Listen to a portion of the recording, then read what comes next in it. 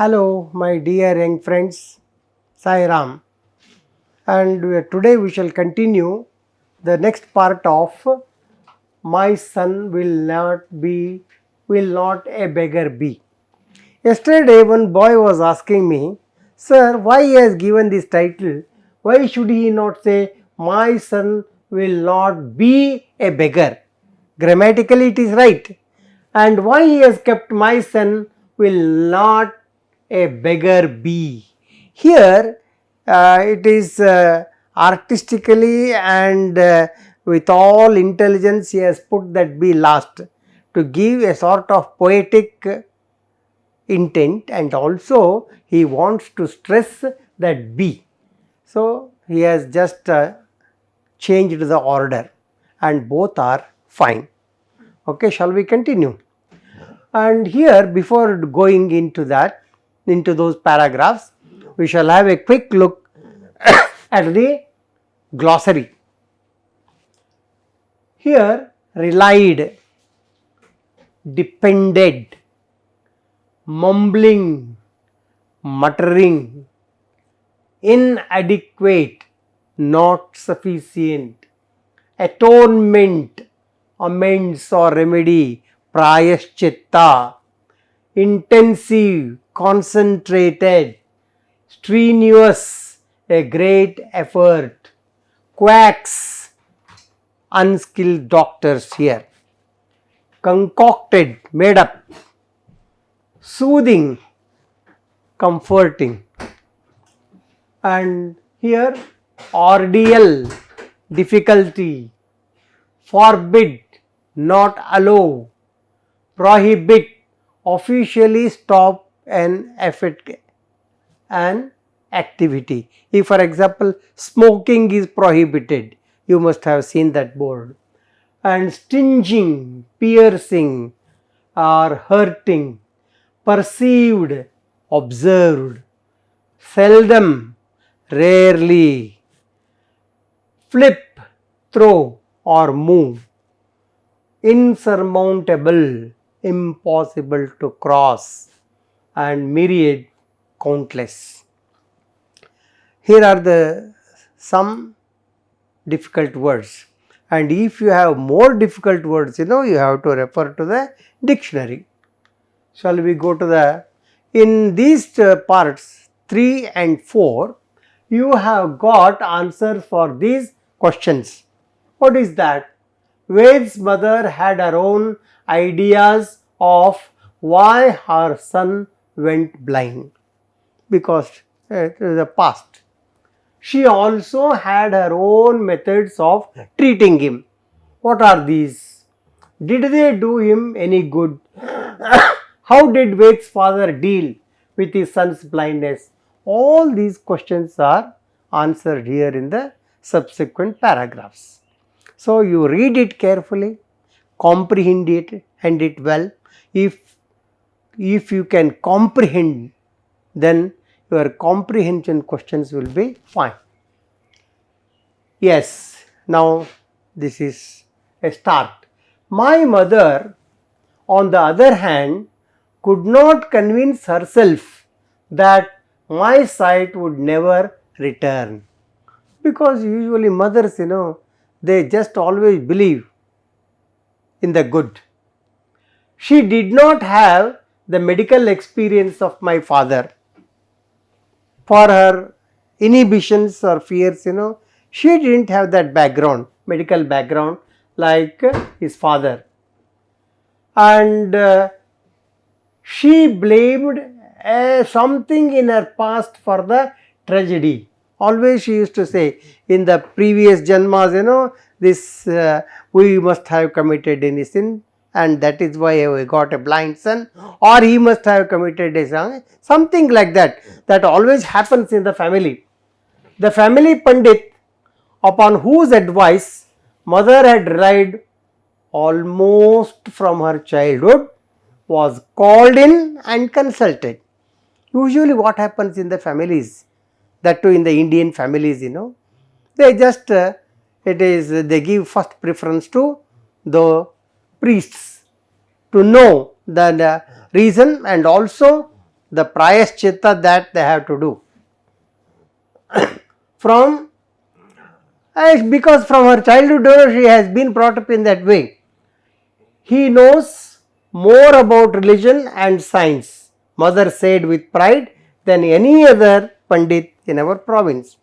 And she wanted to consult a Pandit there, and she was very much sure that he was the only Pandit who knows everything and he can suggest some measures.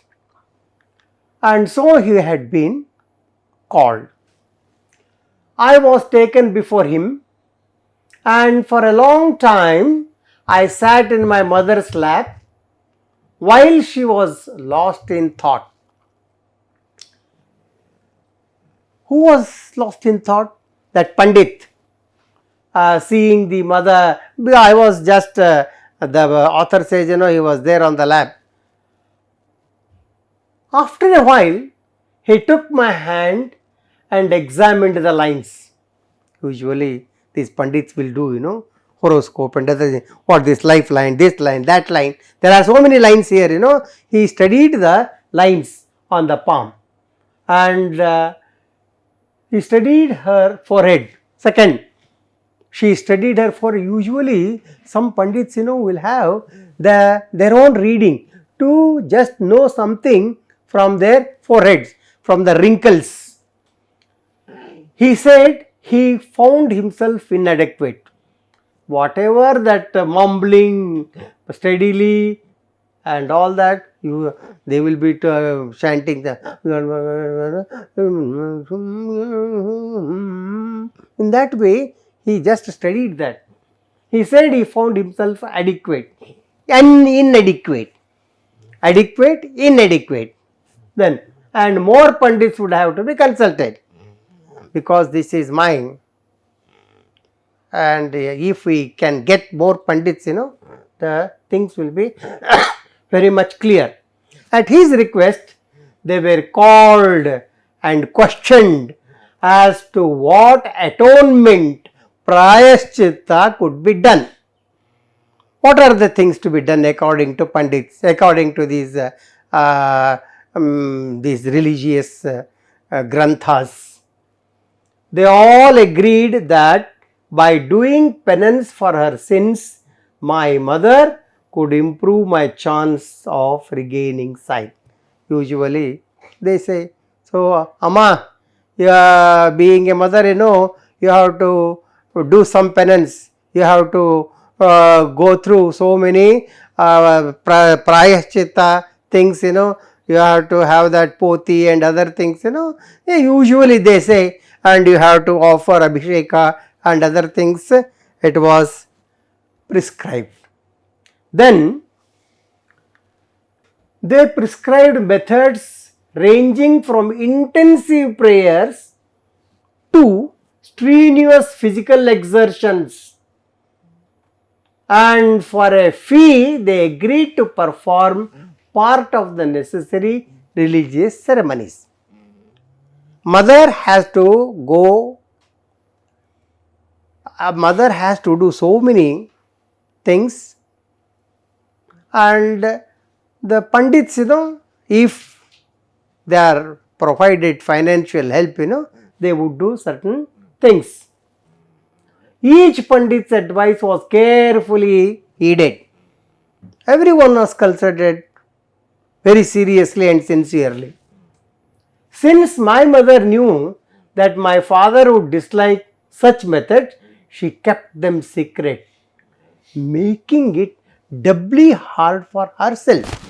One thing, she has to keep this from her husband, and she has to entertain the priests also. She has to obey the orders of the priest. That is why she was put in more trouble.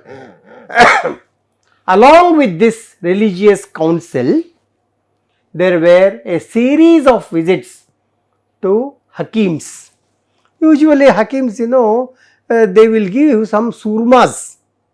And Muslims, they use surmas, for enhancing the beauty of the eye. So that surmas were these visits to Hakims, Well, who is Hakim? Physicians who followed the Greek or Unani system of medicine. So they were consulted. These quacks, our author Mehta ji, Ved Prakash Mehta says, they were all quacks. And these quacks prescribed all types of concocted drops to put in my eyes. You must have heard, you must have seen in your own families, there will be so many people will be giving so many suggestions. And parents, in their anxiety to get the things cured and cleared, they just go through all those things. Here also the same thing happened, which were administered at all hours of the day and night, that burned and stung my eyes, because so many concoctions, so many solutions and so many medicines were put in his eye, and the only soothing part of the miserable ordeal was the loving caresses of my mother afterwards. Why did the son took pleasure? Because till that process, he was keeping himself on the lap of the mother. That was so wonderful, that gives him caress, and he liked it. Though it was painful, he just had that pain because of that keeping himself for a long time on the lap of the mother. Then one night, when my mother was administering these eye drops, and I was protesting with loud cries. Usually, hey, bada, ba, they will be doing that. And the same way, Ved Mehta was just crying loudly. My father unexpectedly returned, hearing my shriek. He asked, and I told him why I was crying. Hey, why are you crying? Then, Papa, what can I do? And so many things are being put in my eyes that is really painful and burning. He was very angry. With whom? With his wife. Because she has put. He forbade her to make any more visits to the Hakims and strictly prohibited the purchase of any more surmas. Khabardar, he told his wife, not to take the boy to the Hakim and not to purchase the surma and not to put it in his eyes.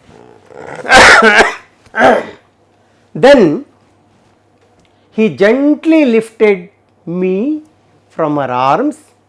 You see, have the picture before you, and he gently shifted the child from her lap to his arms and took me away. With steady hands, he bathed my stinging eyes. So, in this way, he just, in that way, by just doing, he comforted the boy. After this incident, even though we stopped going to Hakims, now and then applications of surmas continued till I was 11. You see, it is a mother's affection. Even though she had been forbidden not to go to Hakims, not to put the surmas, still that was continued. But they were, for example, this is very important, till I was 11, means from 4th year to 11th year. But they were very mild, and my mother always obtained my consent in advance. Usually they come, so it is not going to affect you, it is going to help you, it is going to gain your eyesight, don't cry, is it fine now? In that way, she just mildly and coaxingly put those surmas in my eyes. I remember other little tests my mother put me through. What is that? One day she perceived that just before I arrive at a closed door, I would stop and reach for the handle to open it. Usually the blind people will do, and they just go and and then they just feel that, and that they open it.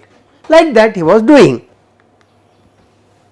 She began letting me go about the house by myself, and she discovered that I seldom ran into the things. Usually what happens, the blind people, will have so many, they will fall down, and they just make the things fall down with all sound and all that, but that were not done by me. I was so careful in managing the things, and that she credited the Hakim and the stinging drops put, and but every evening she would hold her hand up before my face and ask me to tell her where it was. She used to do that because ignorantly, mother was so ignorant, and enthusiastic but ignorant. So she just put that where it was, and she used to ask so many questions. She used to shake her hand before me so that millions of pores next to, below and above my ears would feel her hand even when it was a foot away. So when this was there active, what is this? This is sound. When he was not able to see, he could have the sound. The air currents helped me to spot it. He was a very intelligent boy, and these air currents helped him to spot it. But she wasn't satisfied with this. She wanted me to tell her whether the light was on or off, and simply she used to make me stand. So she used to put that open the door or on the light, she was asking whether the light is on or off. When I failed this test, she was very much unhappy again. But I soon caught on and would listen for the click of the switch and then tell her. He was intelligent boy and just making some sorts of attempts, follow some two keys and switch, click of the switch, and then used to tell her.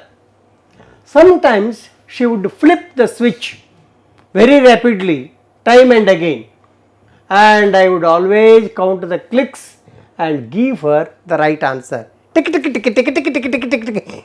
Though even though she was doing very fast, he used to count them and he used to give the right answer. Although in my case there was an obstacle that seemed unsurmountable, father was determined to try everything because he was a doctor. So he had to do. He learned that almost all India's blind people had turned to begging for their livelihood.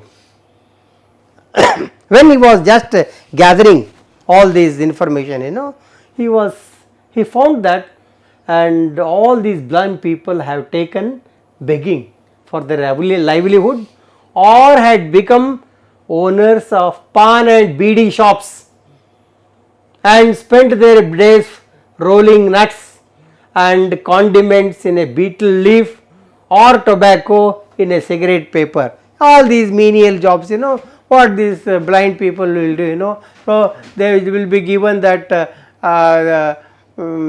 tobacco and go on doing that. In this way, mechanically they used to do all these things. Only these things, were being done by the blind people. That is why he never wanted his son never to be a beggar. He was determined that this was not going to be the fate of his second son. because he has got 2 sons. Ved Mehta's father had got 2 sons and 3 daughters, and he was the second son in the series, and he wanted that should not happen to his son, and he started corresponding with many of the prominent educational authorities asking for advice, because he was a very public man, he whatever the sources he could collect, whatever the sources from which he wanted to know, he did everything. The replies were not optimistic.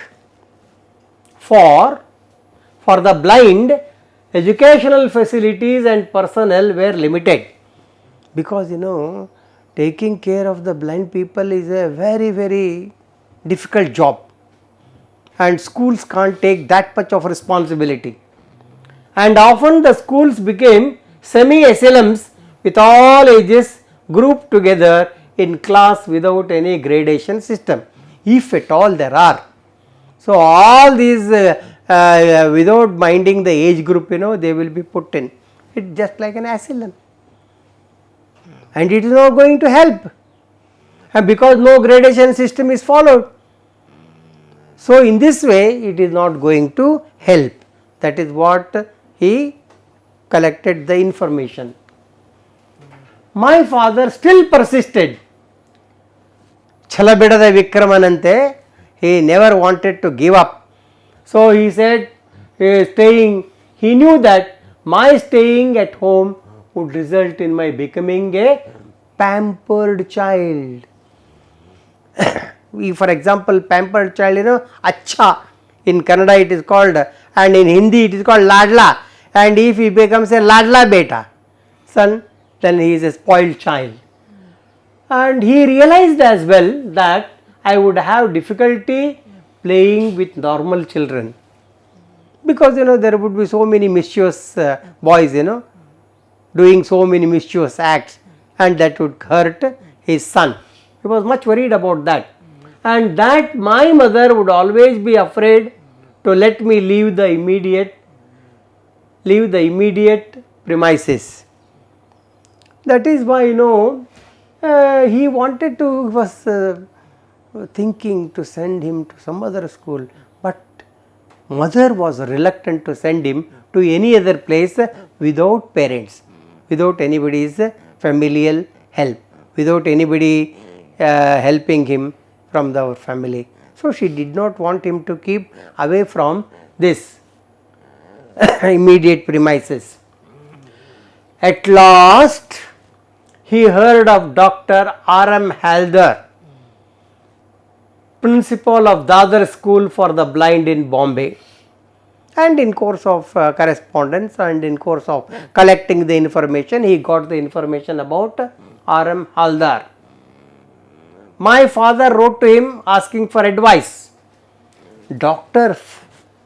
Haldar showed unusual interest in my case and promised to take special care and personal responsibility for me if I were sent to his school.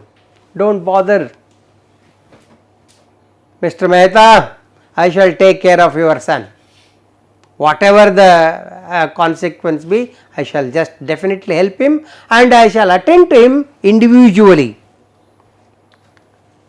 When my mother learned of my father's decision to send me to Dadar school, very long, far off place, she was appalled, she was shocked. My beta, my son is going to a strange place so many kilometers away. That really worried her. She could not understand the reason for sending me 900 miles away from home to attend school with orphans and the children of the poorest. That was her additional sorrow. One thing, he had to be sent to a school very far away from home, and also in such schools, there would be orphans and there would be poorest classes, and she was worried about his bringing up in that group of poor and orphan children. Yet she placed her faith in my father's superior judgment. And she thought that, so here, yes, my husband is right, because he is a doctor, he knows more than myself. So she just kept quiet, and she had to say yes in making his son to go to that school, and at last he gave the green signal to her husband, and it was there. Okay, this is the very simple lesson, autobiography of Ved Mehta, Ved Prakash Mehta. And whatever, all the things, keep all these things in your mind, the events, the cause and the efforts on the part of the parents to cure the blindness. So, here think over and answer. Some questions are given, because examination, tests are the inseparable part of academic learning. So, you have to go through all this. What is that? What did Ved's mother think had caused her son's blindness? That is already there. Which words in the text tell you this? So, for that you have to go to the text again, and you have to verbatim, you have to quote and get the mark. Second, what did the Pandits advise her to do? Mention two things. They advise so many things, so they have to do some penance, there is they have to take physical strain also, this and keeping oneself for a long time in doing japas and tapas, so many things they had. So, out of that you have to write only two things. What did the Hakims prescribe for him? Name two things here again. So, what did they do? They just asked him to put the surmas. Ved's father was angry when his wife used Hakim's medicines on Ved, because she did not take his permission. They made Ved uncomfortable, that is most important. They did not do him any good. So, now you have to decide. I think B is the right answer. And now Ved's mother put him through several tests. What were they? Again, go through that paragraph, doing so, and she was making frantic efforts to test his blindness again and again. Ved succeeded in passing some of these tests. Does this prove that he could see again? He was clever. He began to adjust to his blindness by using his other senses. He was clever, and so he began to adjust to his blindness. So, what is that? Which do you vote for? There are one and more than one is the answer. And the next question is, what are the other senses that Ved still had? 4. Panchendriyas minus 1 is equal to 4. So, what are the other 4 where still the senses, other senses which are very active? So, now objective type. Match the 5 senses mentioned in the column A with the experiences of feeling in column B. So, that is the answer for that question. Touch.